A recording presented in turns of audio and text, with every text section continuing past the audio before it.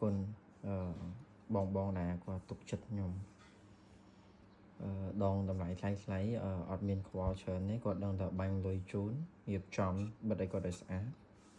ធ្វើអីធ្វើទៅគាត់និយាយថាធ្វើអីធ្វើទៅឲ្យតែគិតថាល្អបាទអញ្ចឹងខ្ញុំបែបនេះគឺយើងសម្រាប់សម្រាយខ្ញុំបាញ់បែបនេះខ្ញុំអត់បាញ់ទៅគេទេណាគឺខ្ញុំសម្រាប់សម្រាយមកធ្វើឲ្យស្អាត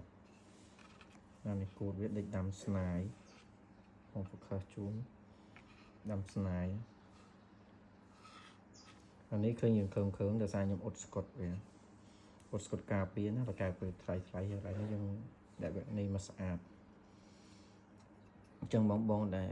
គាត់ខ្លាចថាយើងកន្លែងអត់មានហាងអត់មានអីអត់សូវទុកចិត្តបងកុំបារម្ភនិយាយរួមបងមើលទៅតកែ2ដើមលើតុកនេះគឺមិនធម្មតាទេតម្លៃប៉ុន្តែគេផ្ដល់ credit ឲ្យយើងធ្វើហើយអត់មានខ្វល់អីអត់មានពីណាគេនៅចាំមើលទេបាទគឺនៅផ្ទះធ្វើនៅផ្ទះតែម្ដងអញ្ចឹងបងតែចង់ទិញកែបហើយអត់ទុកចិត្តខ្លាចអត់មានហាងអីបងកុំបារម្ភបងខ្ញុំនៅនេះទទួលកំងពិសេសច្រើនហើយធានាជូន credit អត់មានការបោកប្រាស់អត់មានអីទាំងអស់ណាខ្ញុំធ្វើ clean ស្អាតឲ្យហ្មងណាសម្រាប់អ្នកលេងទូពីងប៉ុងទូទៅបើគាត់លេងច្រើនឆ្នាំហើយគាត់ប្រហែលជាអាចស្គាល់ខ្ញុំហើយអញ្ចឹងបងប្អូនទាំងអស់គ្នាកុំបារម្ភបោកប្រាស់ណាអរគុណ